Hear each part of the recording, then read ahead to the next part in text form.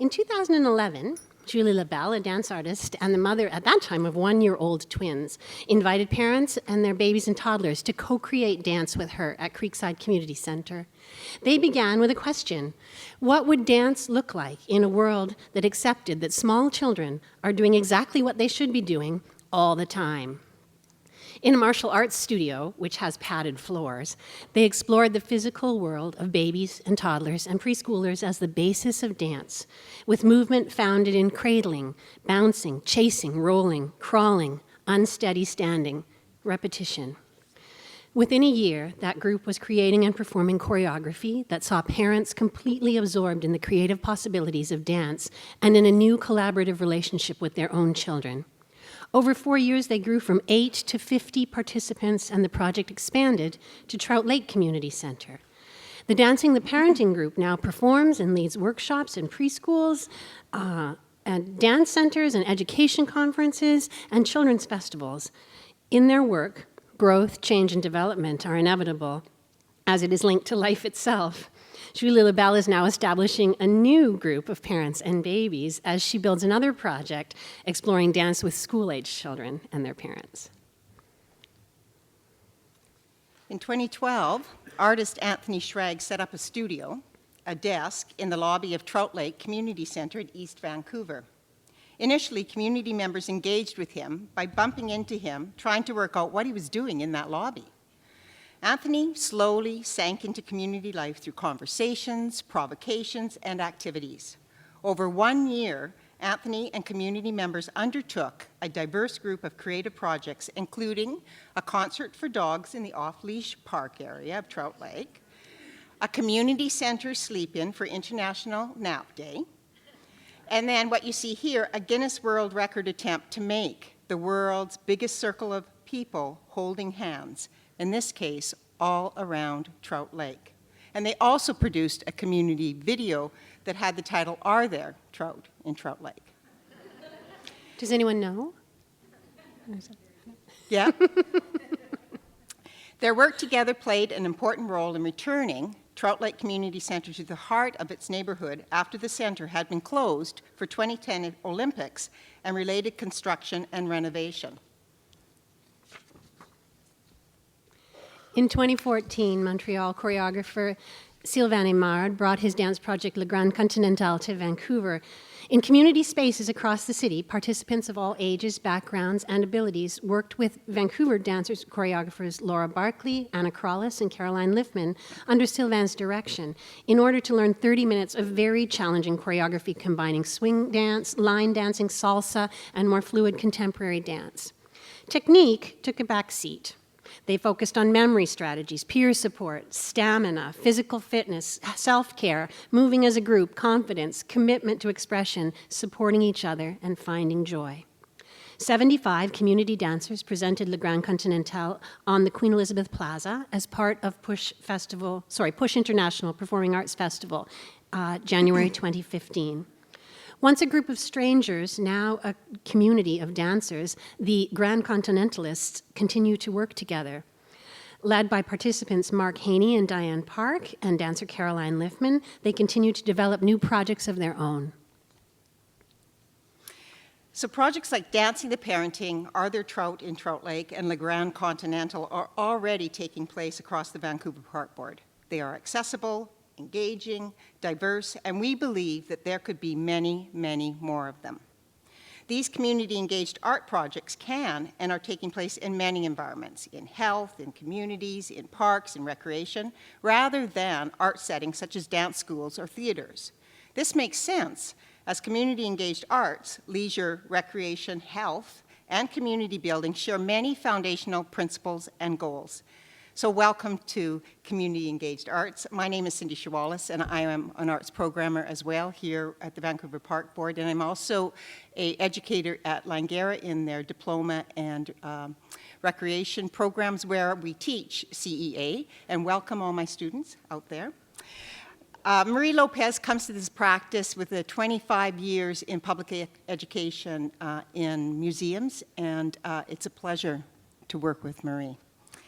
So today what we want to do is we want to share the research that we co-authored firsthand, the research and also our experiences of working firsthand with all the amazing artists that are in the audience and those that are not here, and the community that comes out to do this work, to be engaged in this work. And to discuss the many projects that are existing across the Park Board and the ones that are developing. We're going to explore what makes engaged participation in the arts an excellent fit for the communities we serve and the artists that we are so grateful to work with. And we're going to do this through a series of examples and to get to these questions around. First of all, we're going to describe what we mean. What is CEA? We're going to look at the difference between traditional courses and CEA projects. We're going to look at why this makes, how these kinds of activities, projects make spaces into places, and the possibilities and opportunities in meeting the needs of communities, and what is the challenges in doing this work. So I read a quote from Karen Jameson once that I've carried with me for a very long time. She was the artist who led the first community engaged dance project here at the Roundhouse. And she said on her first day, this was in 1999, 75 people showed up. And they were all there because they had some idea that they were interested in dance, and they had 75 different understandings of what dance was.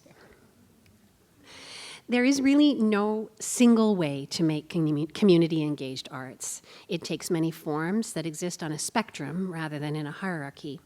For the most part, when in the Vancouver Park Board recreation system, we have found success with artists who work with community members in cooperative creation.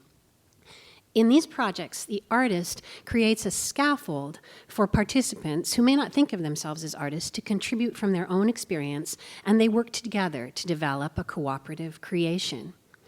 These projects crack open the daily life of the working artist for non-artists through processes of experimentation, discussion, research, improvisation, guided by the artist but generative for the community. They unpack the artist's path from concepts and questions to the production of work in an exhibition that is, or a presentation or a performance. I think for many people, the way that artists actually make work is still quite mysterious and romantic. And that old Renaissance myth that, Rembrandt sat up in the morning and was touched on the head by genius and worked until it was done, persists for many people. So what community engaged practice does is, for us, is to open up the realities of creative life, the realities of what making art is and can be in your life. At the Vancouver Park Board, when we say community-engaged art, we mean professional artists who work together with community members who may not see themselves as artists to create, refine, and present original work together. Community-engaged arts practices are cooperative and participatory. They're about exploration, creation, and relationship building rather than developing technical skill. Although technical skill is almost always developed as a result of the projects that we undertake. The process of creation is as much a part of the art as the final product. It's become a bit of a cliche, maybe because we do so much yoga here in Vancouver, to say that work is about the journey and not the destination. In community-engaged art, this is not a cliche. The creative discovery, the risk, the learning, the cooperation, the struggles, the arguments, the tiny achievements, the giant revelations, the community building, this happens, and it is as much a part of the art as the product, the performance, the mural, the event. In this larger way, community-engaged art shares and achieves larger goals of many other areas of interest in health, in recreation, in diverse forms of community building and community engagement. So in the last 5 years, there's been an explosion in community-engaged dance across the Vancouver Park Board. We currently have 10 dance artist projects running across our system, with 3 new ones beginning this September. So we were inspired by this creative work to do this research, and today we wanted to share with you what we learned. We learned that these projects personify diversity and accessibility. They encourage pleasure, curiosity, and a means to connect with each other. These projects invite all ages to participate. They're intercultural, and people come from all walks of life, and most often they're free. The projects provide programmers the opportunity to reinvent the use of traditional spaces, as you see in the slide, and foster creative approaches to making place for the arts in the spaces we program in really interesting ways. Recreation spaces have the capacity to host meetings of different worlds: dance in swimming pools, easels on elevators, theater in corridors. All of the projects we talk about today and that are highlighted in the exhibition offer wildly diverse experiences for all and foster the integration of mixed abilities. Artists are integral to this work. They are at the heart of this work. They provide the imagination, the knowledge, the courage, the risk that community-engaged art requires. Through their creative work with community, the distance between art and everyday starts to shrink, and we're really interested in that at the Vancouver Park Board. In fact, it's a strategic goal. Working with community members in our facilities has provided artists with an enormous, rich vocabulary of movement, vision, and experience to co-create with non-artists, and through this, we have seen the work build meaningful community and increase social capacity across our system in many different ways, and we will return to that in this talk. So the focus of our research paper was to look at resonances and intersections between community-engaged art and recreation and leisure theory. But what we learned, we think, has a much broader application. When we look at intersecting values and goals and principles and that horrible word outcomes, there are common areas of concern that lead to incredible positive growth and change. So I just want to pick out a few of these. The first one, which I think is the most deceptively simple, is choice.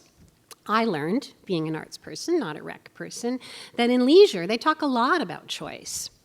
What we choose to do when there's no money or a professional reputation at stake. Last night, Luca brought up the British educator and arts advocate Ken Robinson. Ken Robinson points out that many, many people spend a lot of their lives doing things that they aren't particularly interested in. So what do you do when you get to choose what you do? In the arts, we say that art is undertaken for its own sake.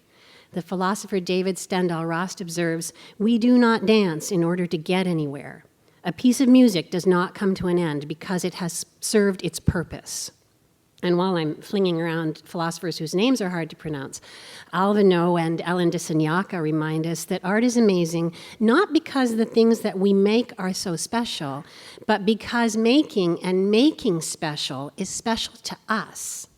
Human beings are makers, which is kind of connected to my next point, accessibility.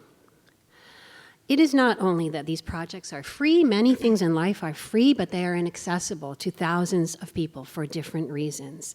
In community-engaged art, accessibility is a form of agency and a form of activism.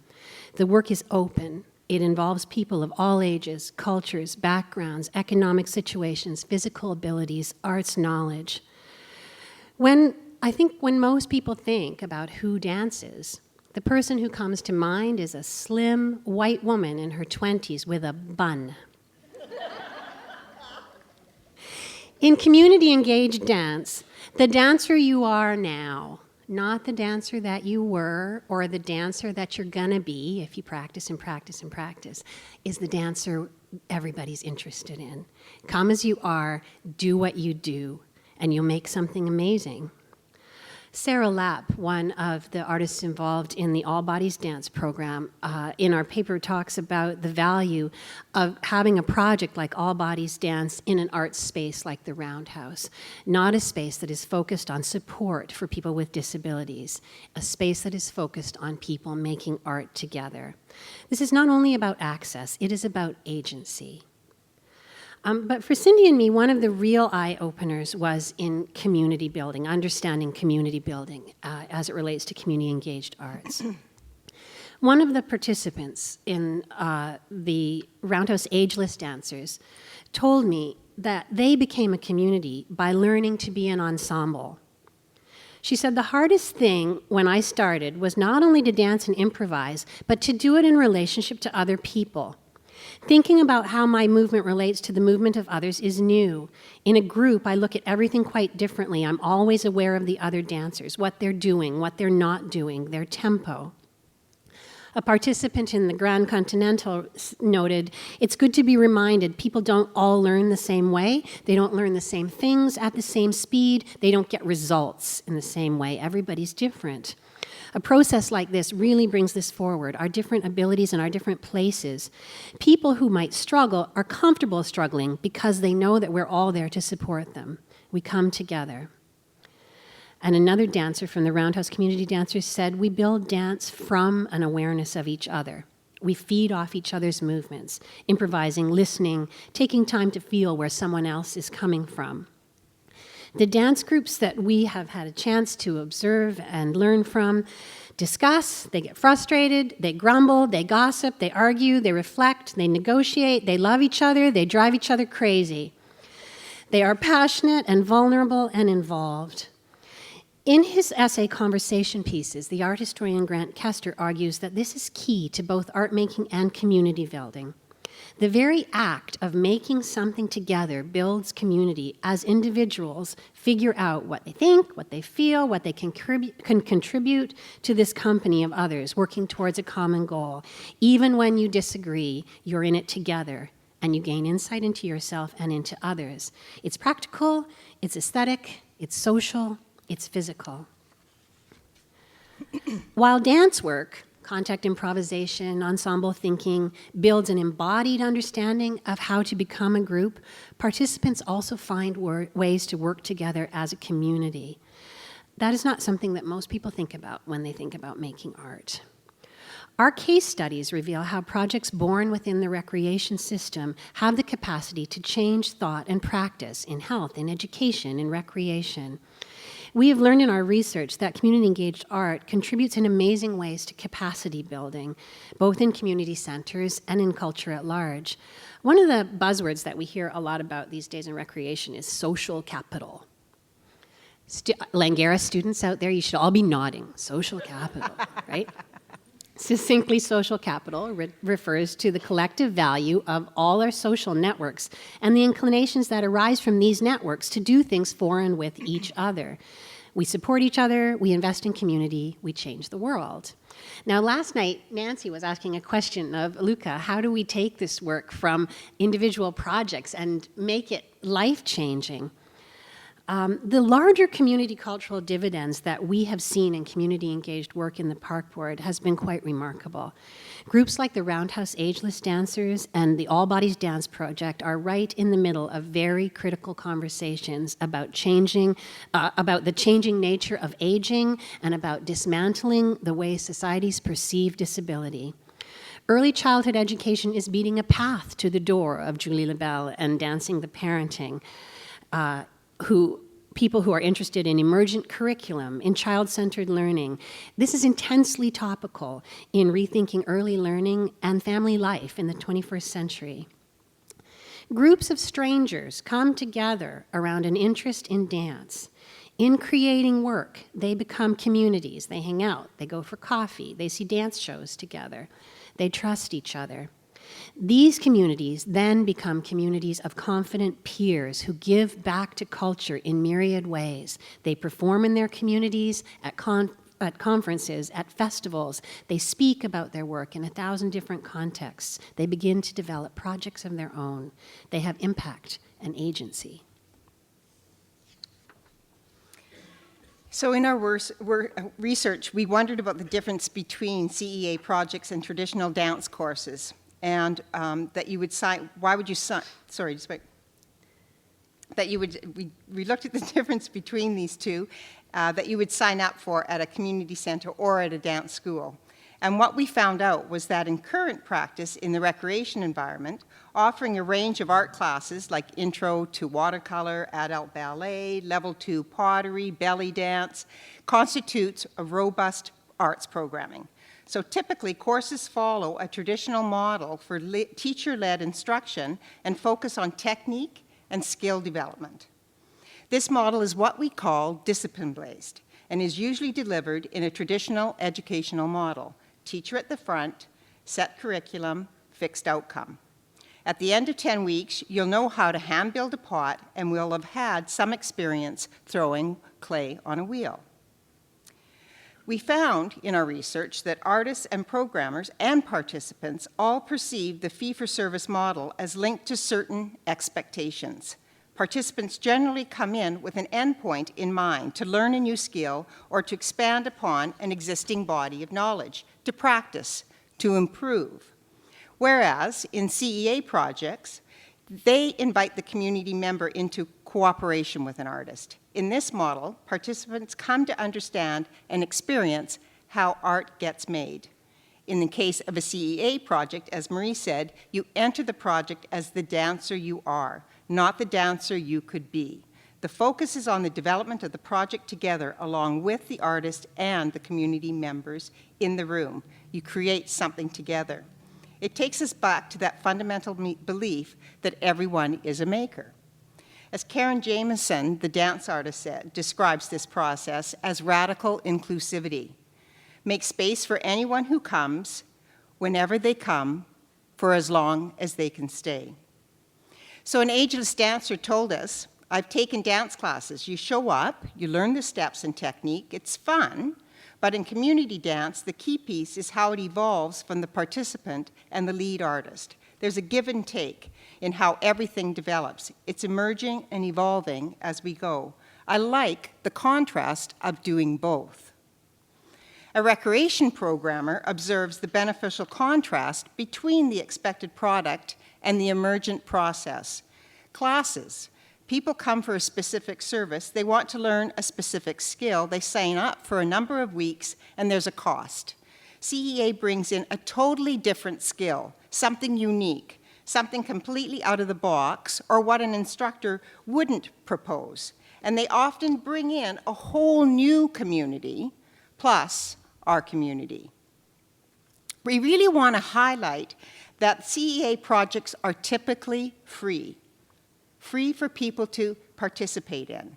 So that means that funding from grants and associations who see this work as part of their mandate means that we can pay artists a professional wage and provide the opportunity for community members to have that ease of access.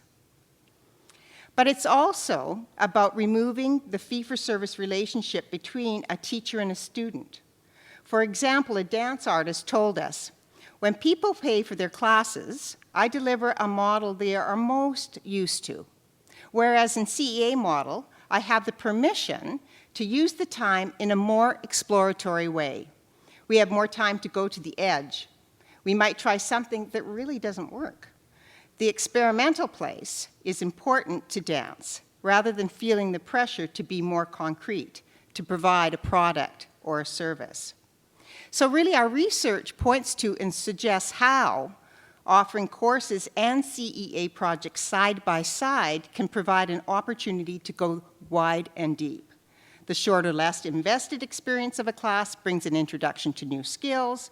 The longer, deeper investment of a CEA project provides the opportunity to experiment and to be part of a cooperative, creative process. So we really are proposing that a robust arts programming portfolio would include both, and that there's a really rich potential for these to coexist together and enrich the lives of all those we serve in the communities. Another favorite quote from dance artist Naomi Brand. Dance is taught in such a weird, contradictory way. You're in a room full of people, but you stare at yourself in the mirror. The relationship is with you, yourself in the mirror, and the teacher.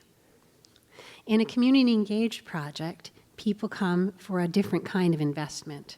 We are working towards making dance together. Everybody is overflowing with positivity. We can only get there by making a thing together. Community-engaged dance expands the traditional teacher-student relationship that is evident in most courses or workshops. Lead artists propose questions and explorations and improvisational structures to prompt creation and reflection and refinement as participants work in an open-ended process. In this way, the process focuses on risk, attention, reflection, communication, rather than on learning progressive steps focused on acquiring technique. A participant in the All Bodies Dance program summed it up this way. The lead artist is a leader and a mentor in all aspects: hospitality, openness, a sense that they are there with you, beside you, open to exploring with you. Their work has to be thought-provoking. How do you bring things out of participants rather than just saying, okay, I do it this way, so you should do it this way too? There are ways to explore and expand on every single movement just by asking, what if? And that's what she does. This video is an example of the atmosphere in the studio and reveals how the trust and the joy of experimentation in the studio translates into performance.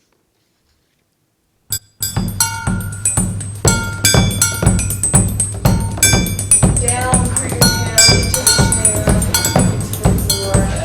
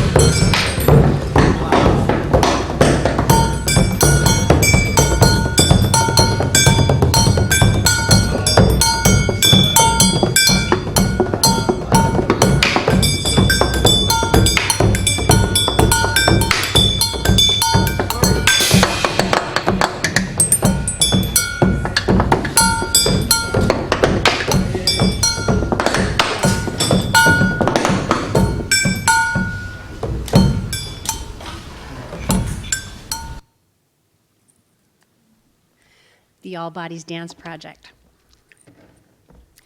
So what do programmers say? Well, they love it. Recreation programmers in our system who have had the opportunity to work with artists describe the work as significant for their portfolio and see the experience as excellent professional development. Programmers build relationships with artists and begin to see how CEA can infuse existing program and grow their community. Physically present, working with the artist and the community members, programmers witness the participants' experience. It can be an inspiring reminder of why they chose to work in recreation. They observe community connection and the growth of well-being. They told us that CEA offers different types of arts and provides the community an opportunity to experience it. We integrate these artists with existing programming, such as our preschool or the lighting of Aberthow, and we can engage the families in different types of art, in different ways. They love it. Without our artists and residents, we would never have the skill to do this. Another Breck programmer told us that the artist enhanced our existing programs. The outcomes I'm now seeing, she has made connections with organizations that we would never have reached. The value and benefits the community gains from this form of programming is different from a 10-week art program where we might see 15 people max, but with this project, we are connecting with Nimbulus School of Recording, the Native Community College, Community Bikes, the Mount Pleasant Business Improvement Association. She is mobilizing more people than we ever could have through this program. What people say. A community dancer tells us, I feel like I'm getting an insider look into how art gets made, and not just seeing it, but being part of it, every little bit. Every member in the group is contributing to making art. It takes on its own life. And a dance artist told us, I think there's a necessity for art to meet its public. I don't know whether the audience is necessary as much as having executed something together. Performance is not real life, it's heightened life. You're so into the doing that it takes on more meaning. Whether the public is there or not, that feeling that you have been through and accomplished something together is extraordinary. Dance is ephemeral, but the experience stays with you forever. So there's a lot of talk these days around designers and urban planners about placemaking and the difference between a place and a space and how you can make spaces into places, right? Like by painting alleys pink and hanging basketball hoops in them. At the Vancouver Park Board, we know that community centers are already places and that they have interesting spaces. They are familiar to the communities that come to them, and they are close to people's hearts.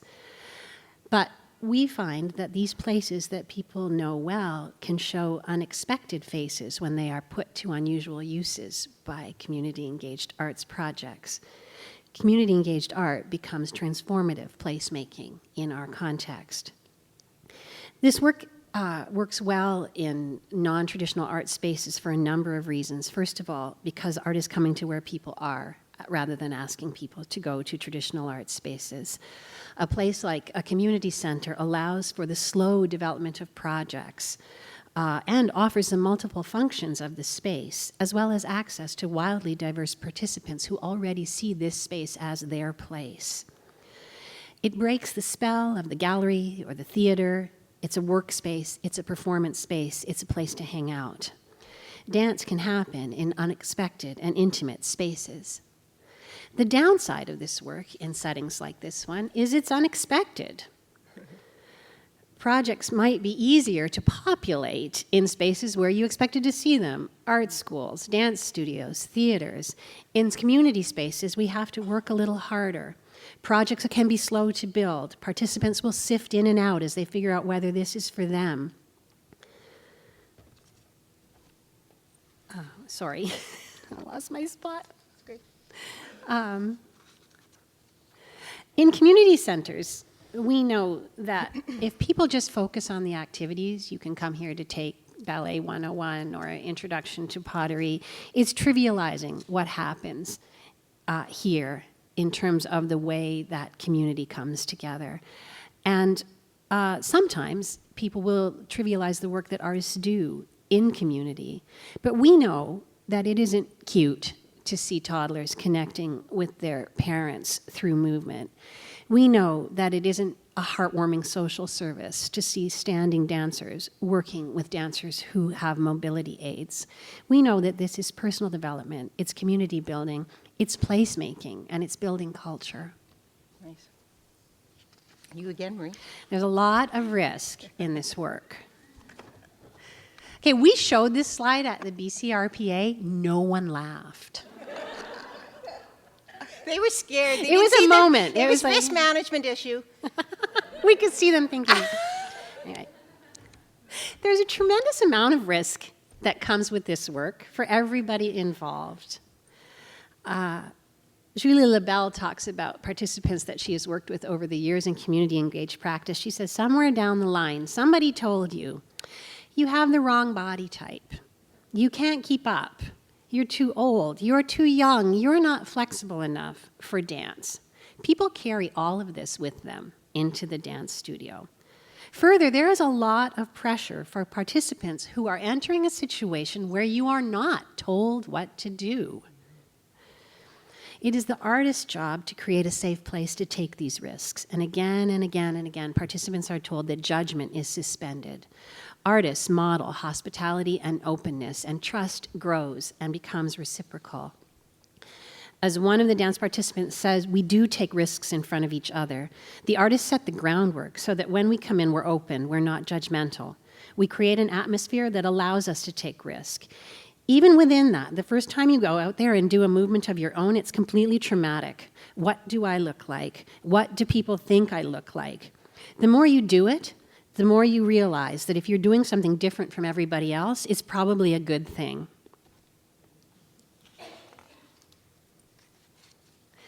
For the artist, radical inclusivity has its challenging. has its challenges, rather. Risk-taking is a fundamental part of community-engaged art creation in all disciplines. Armed often with a series of questions, an art practice, and the bare bones of a flexible structure, they welcome all comers and leave the path open for whatever comes. To quote my boss, Jill Weaving, because she's here in the audience, community-engaged art is leaping into a void, promising a performance at the end of a process which no one has yet committed to, and with only the barest bones of what you bring as ideas for starting points, staking your professional reputation with funders and their colleagues alike that it will land this project successfully, that we will engage strangers, that will shift gears in mid-flight, that we will deliver a performance worth attending. For programmers, in a recreation context, it is not always easy to deal with unclear outcomes. Nobody shows up. 30 people show up. 5 people show up. They're dancing on the stairs. They're dancing in the elevator. They're dancing on the balconies. This is not about booking rooms and figuring out how much the instructor gets paid. There's extra work. It's great work. We talk all the time about risk and innovation in our work, but the truth is, it's hard to support in a busy recreation context. It's hard to remember that failure is a part of success, not the opposite of success. Another really important thing that the artist Julie Lebel told me is to practice this gesture. It's not working? We'll try something else. I see community-engaged art as a great way for all of us to be reminded that we need to be risk-embracing rather than risk-averse. So perhaps you all have an opinion to that answer and that question now. But CEA is rooted in this notion of community cultural development, which literally means building community by making art together. And the research shows how we can meet the goals of recreation tenfold, but how do we measure it? So we just wanted to share, we've given you a lot of anecdotal, so I'm going to give you a little bit of stats. So what we found out is participants return, 75% who perform come back. There's something about going through the process from creation to performance that constitutes community. New participants attend across these projects, each maintain a core of 10 to 15 people over the course, and they shrink and balloon up to 30 to 50 people. Attendance is diverse in age, cultural and economic background, and danceability. And participants report a high level of satisfaction that projects are engaging, creative, and challenging. So I want to share a video of how community members expressed this in this video here with Dancing the Parenting, Julie Lebel's Foolish Operations. The biggest effects that I feel like I've seen in my relationship with Severin is a sense of playfulness, that Severin and I have developed these routines of play in a dance space that kind of come out into our regular lives. I think as an adult, play makes you feel alive, like really alive. Because sometimes as an adult you feel really scrunchy and tight, and play kind of dissolves a lot of that in this way. I think for kids, play is very healing, right? They work through the things that they're struggling with a lot through play. And I don't know why we leave that as adults, because I think it still has that same power.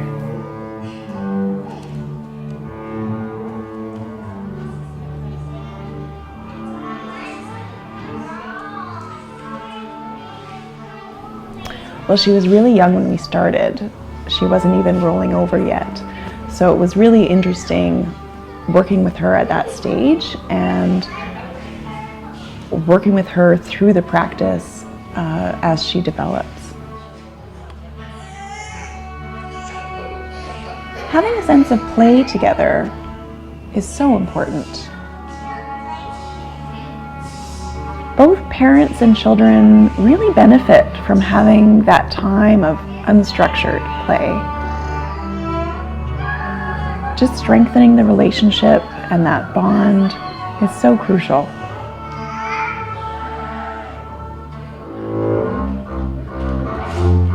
when we hear and I observe her, she's more aware of her body, what she can do. She actually knows now where is her head, you know, arms and legs and what they can do. After the practice, I always feel better. There's like a microclimate. You come in and you can do your little research, you know, of how you feel today. And no matter how you feel bad or good, you always benefit. Your body always benefits because after moving, you just feel good.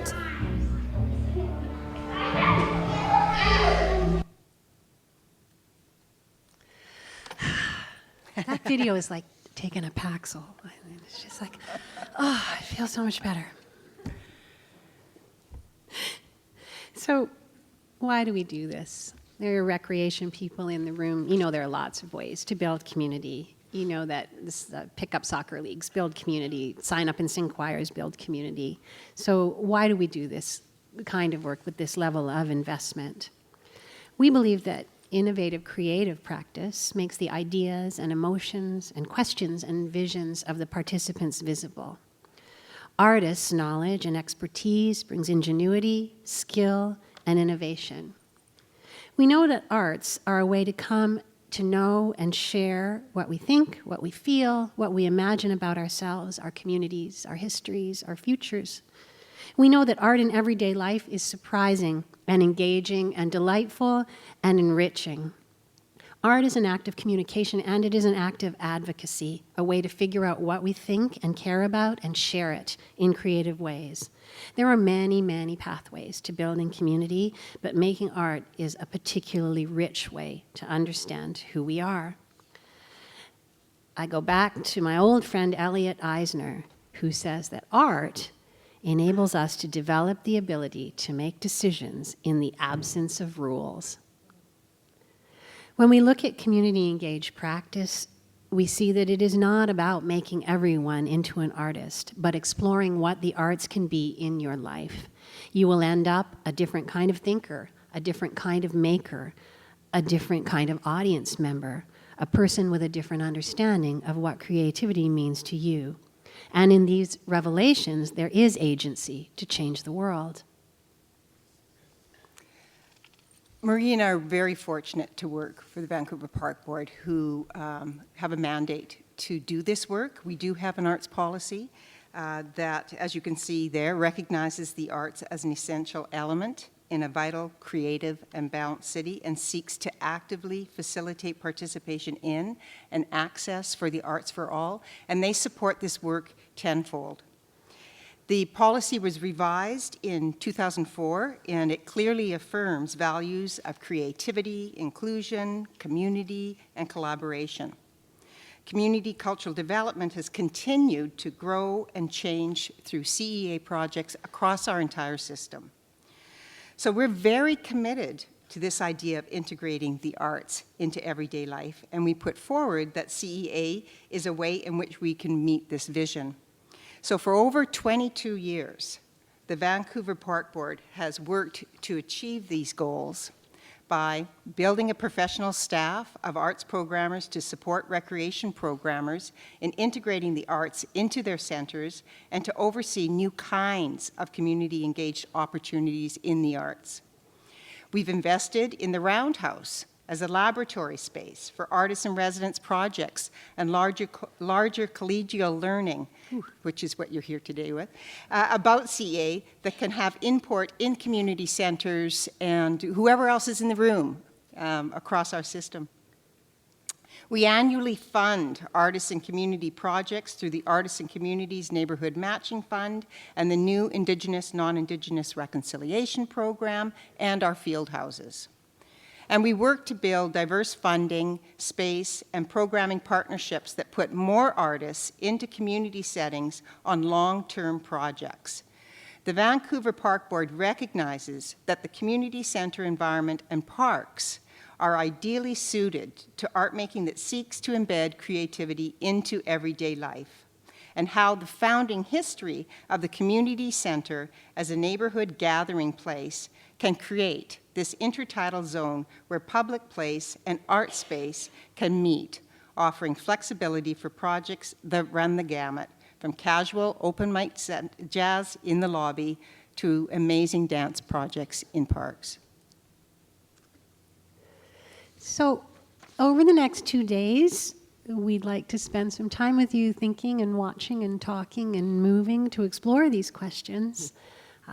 Looking at finding artists in your community if you want to do this work, how we build arts partnerships, what makes an artist in residence project or a community engaged arts project a good fit for different places and spaces where we are. Now I have to look at the computer because it's different from my notes. Working together with your colleagues to make this kind of work happen. And we're going to take on the F word also. Though, when we speak about funding, we're also thinking about capacity, right? Because it's not just about money, putting together projects like these. Yeah. Thank you.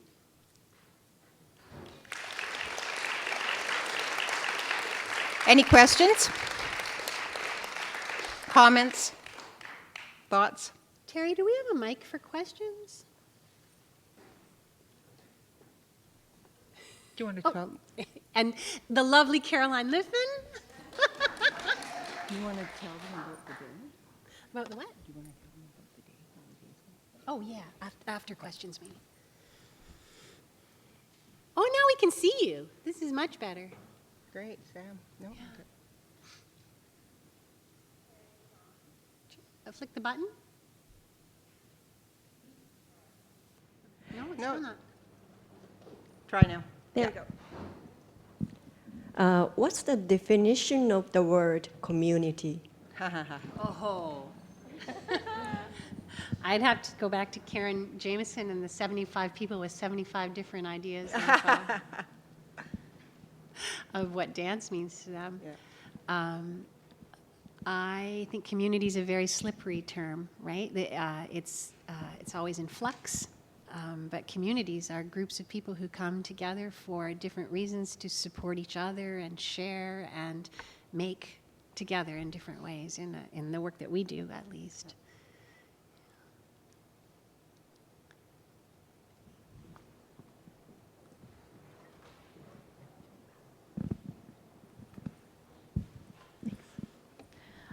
What are some techniques that you've experienced in community-engaged arts performances and practices and classes?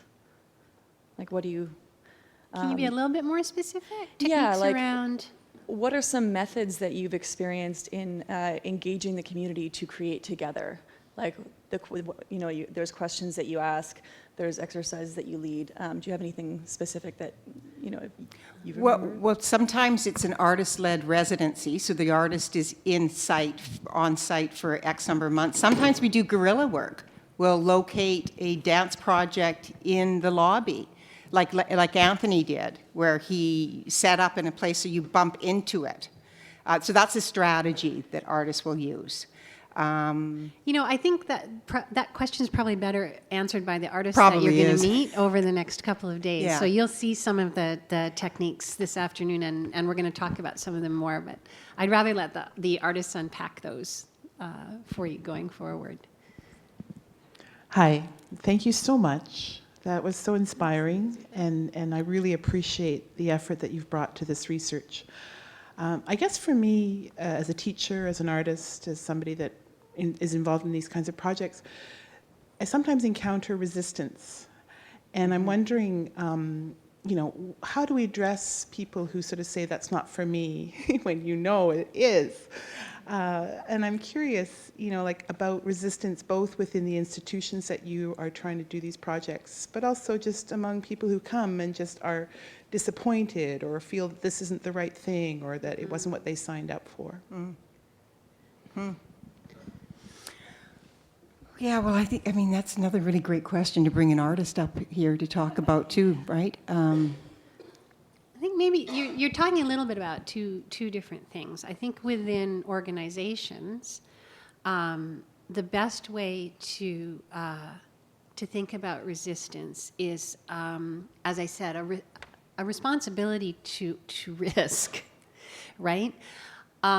And we were talking about this, actually, we had a staff meeting a staff in-service here the other night, that the difference between saying no and saying, can we do this safely, is just a head shift. That it's just a tiny little change in your thinking, rather than saying, we don't do that, that's the rule. You can't dance on stairs because that's the rule here, it's not safe. Is there a way to say, okay, when the center is quiet and there are no classes rushing up and down, it's okay to take some time on the stairs, but you have to let us know when, and we have to be, right? So when you say, can we do this and still be safe, rather than we can't do this because we don't, right? It just turns the world a little bit. Because really, the people that you work with are people, right? Behind rules, there's always people. Well, maybe I can answer now that I think about it as an artist, and my practice is around drawing. And when I think about it, how do you create a space which is hospitable, but also where somebody doesn't have to do something, so that they can come and just sit or stand and watch. And sometimes then you get courage just by that process of watching. For me, it has to do with when families come to do a project, and the mother or the father or the caregiver will say, no, I'm not going to do it. And I'm like, damn. And so what I want them to do is to be there with the child that they're attending with, and sort of feel relaxed enough eventually to participate. For me, it's a durational thing, I guess. I don't know if that is any help. I think that's also true for the artists we work with. These projects have a slow build because it takes time to build trust. But it's also, I'm also mindful of another thing that Karen Jameson said, which was that she wanted to make dance that had so many layers, that there was a layer for someone who had been dancing their entire life. There is a layer for somebody who showed up 20 minutes ago. There's a layer for people who want to stand and watch, right? And there's no separation. It's all one thing.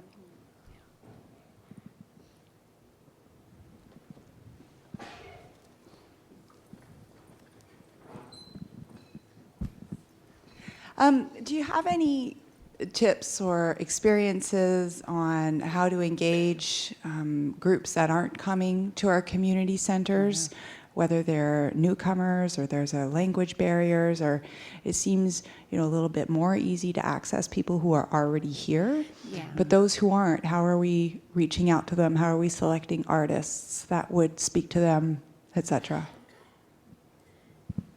Well, that's our big question, isn't it, Sophie? How to get people that aren't coming. It's a tough one. Yeah. It's a real tough one. I think I thought last night something that Lucas said that I'd never really thought of before is that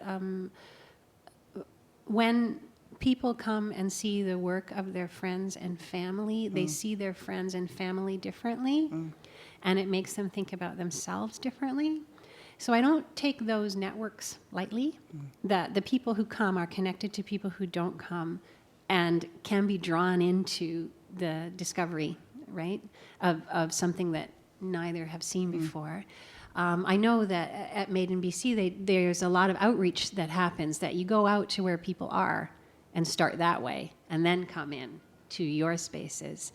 Tomorrow, Alvin Tolentino is going to talk about a really interesting project that he's doing in people's homes.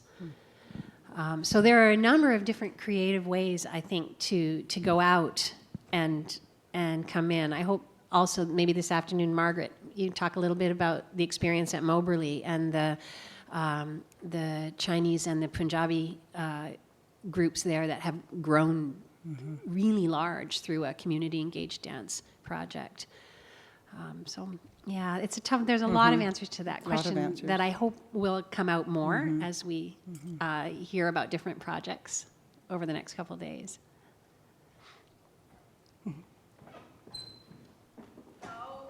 Oh, hang on. We need you on the mic so that Brian can have you in the documentary. Oh, I see. Okay. Is there any planning or access through the city or whatever to developing more spaces specifically for community engaged arts? So I mean, the Roundhouse is wonderful. It's got this huge space here that can accommodate a lot of people. But many places don't have spaces within, say 10 blocks of their homes. Is there any kind of planning to look So at are you spaces? talking specifically in the park board? Because that's I don't mind where it comes from. Right. So- Well, the CEA projects are happening across our system in all kinds of ways.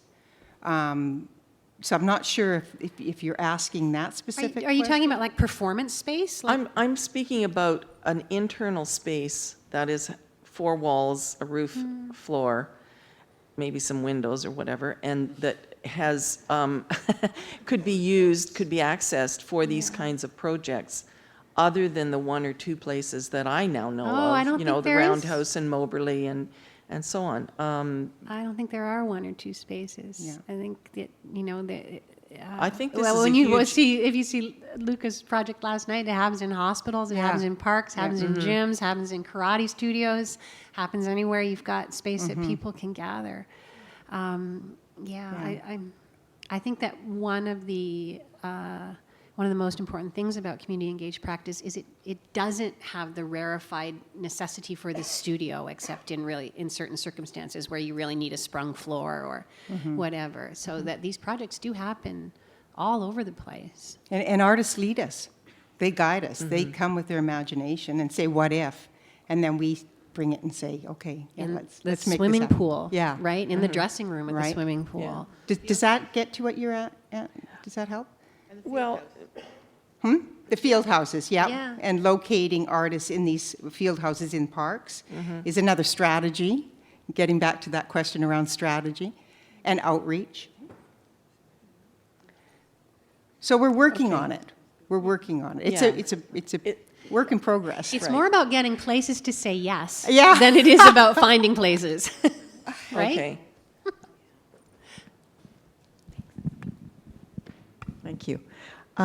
First of all, I want to thank you for the presentation, but also your program has opened up my life huge, as you know.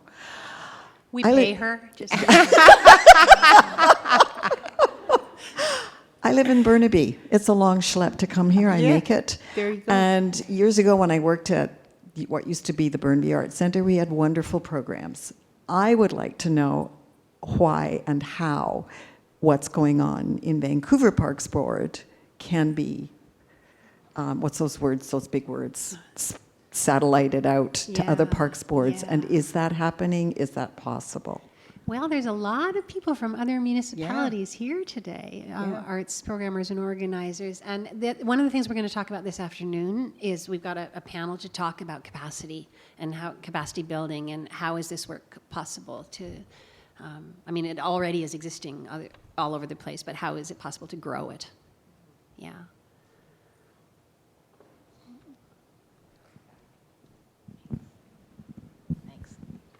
It's basically on that. I know you said 22 years ago you started this, right? And you have Vancouver-based arts programmers that work with rec. So when you started, was it top-down that Parks Board came in and said, we're going to start CEA, we're going to start our programmers? Or was there sort of one little program that was started by somebody that kind of sprung everything? Now you have to pass the microphone back 1 row All the way down. to Jill Weaving to answer that question. This is Jill Weaving, who is the head of arts and culture at the Vancouver Park Board. And was there not quite 22 years ago? Were you there 22 years ago at the beginning? No, I was artist in the very first offering of support for this kind of project in the very first year. So how it came about, there actually is this amazing thing happening around the world. And I want to say that people like Marie and Cindy in your system, if you want to know about how to have more of this, having more Maries and Cindys is really important. And getting to be a Marie or a Cindy is something that we're really excited, when we see recreation students being here. The commitment of one person inside the system, and then having people in a community ask for it, demand it. Britannia Secondary School is not going to be closed. That is because people stood up and said what they wanted.